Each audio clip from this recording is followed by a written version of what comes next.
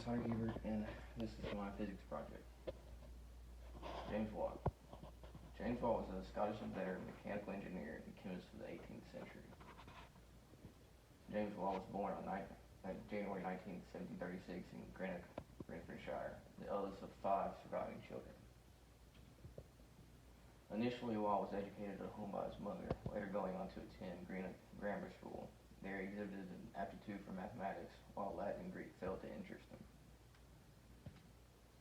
After leaving school, Watt worked in his workshop of his father's businesses, demonstrating considerable dexterity and skill in creating engineering models.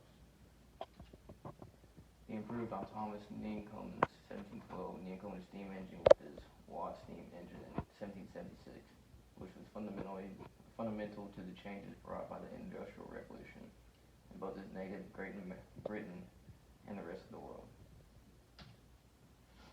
While working as an instrument maker at the University of Glasgow, Watt became interested in the technologies of steam engines.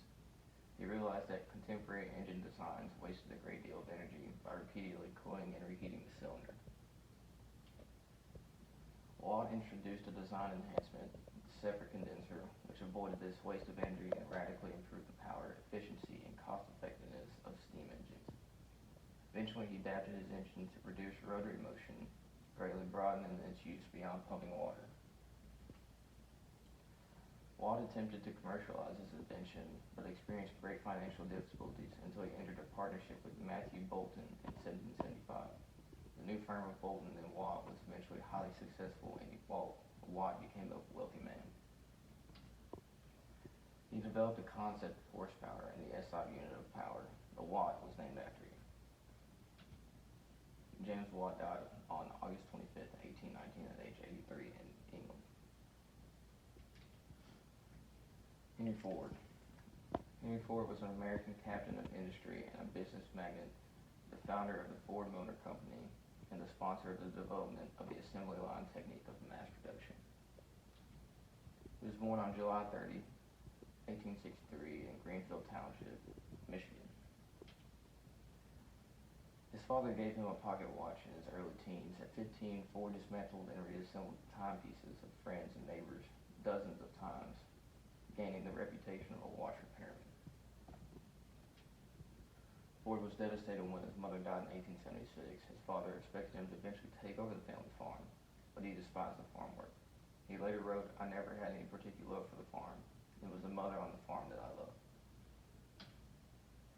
In 1891, Ford became an engineer with the Edison Illuminating Company of Detroit. After his promotion to chief engineer in 1893, he had enough time and money to devote attention to his personal experiments on gasoline engines.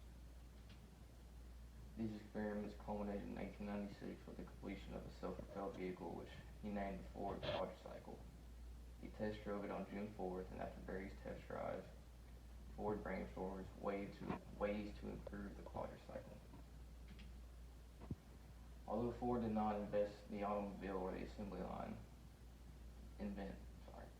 he developed and manufactured the first automobile that many middle-class Americans could afford. In doing so, Ford converted the automobile from an expensive curiosity into a practical conveyance that would profoundly impact the landscape of the 20th century. His introduction of the Model T automobile revolutionized transportation in American industry. As the owner of Ford Motor Company, he became one of the richest and best-known people in the world. He died April 7, 1947 at age 83 in